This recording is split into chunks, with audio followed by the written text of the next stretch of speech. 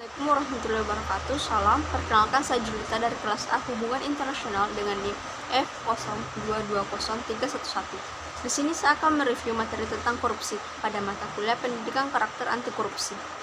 Ada beberapa materi yang akan saya review. Yang pertama, materi tentang pengertian korupsi. Pengertian korupsi secara harfiah adalah kebusukan, kebejatan, ketidakjujuran, dapat disuap, dan penyimpangan dari kesucian.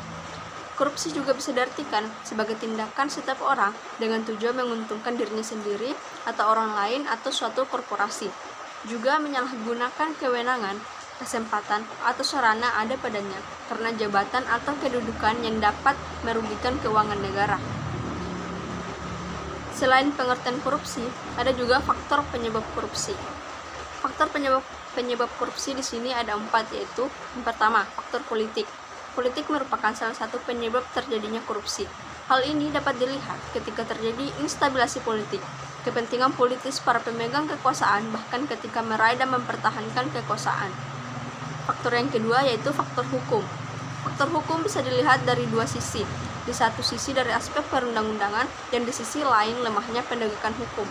Tidak baiknya substansi hukum mudahnya ditemukan dalam aturan-aturan yang diskriminasi dan tidak adil. Faktor yang ketiga yaitu faktor ekonomi.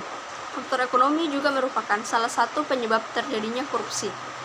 Hal itu dapat dijelaskan dari pendapatan atau gaji yang tidak mencukupi kebutuhan. Selain rendahnya gaji pegawai, banyak aspek ekonomi yang menyebabkan terjadinya korupsi. Di antaranya adalah kekuasaan pemerintah yang dibarengi dengan kesempatan bagi pegawai pemerintah untuk memenuhi kekayaan mereka dan kroninya. Faktor terakhir atau yang keempat adalah faktor organisasi.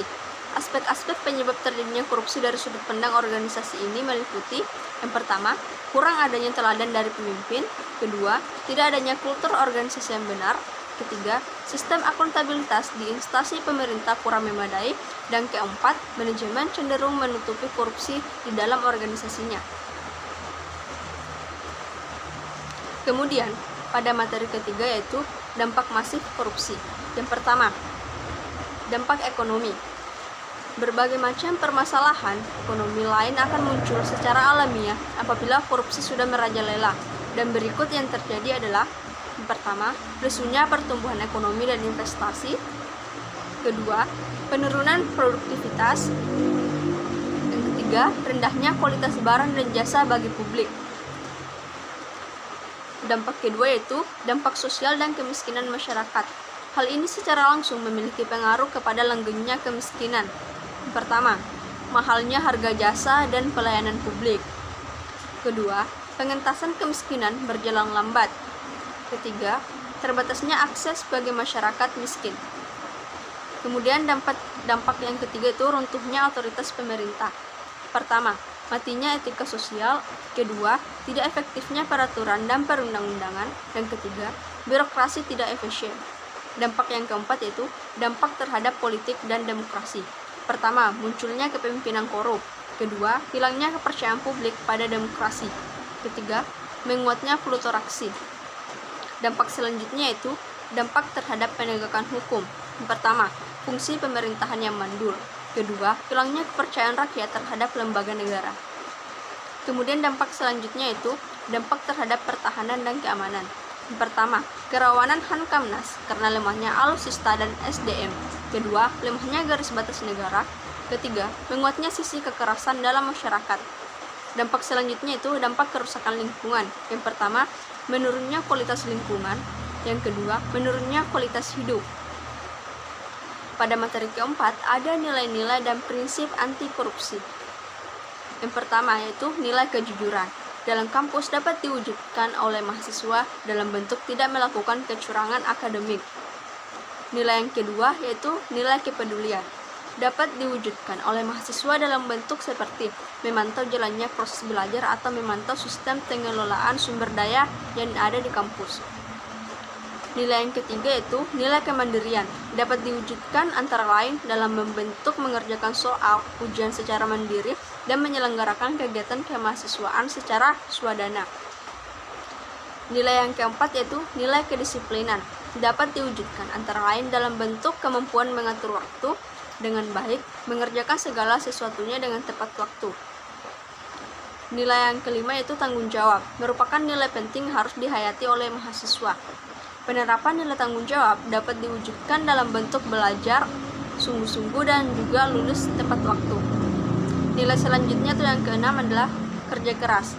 Kerja keras dapat diwujudkan oleh mahasiswa dalam kehidupan sehari-hari, misalnya seperti menghargai proses bukan hasil semata.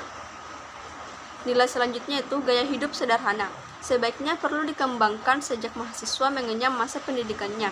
Dan gaya hidup sederhana, setiap mahasiswa dibiasakan tidak boros dan hidup sesuai dengan kemampuannya.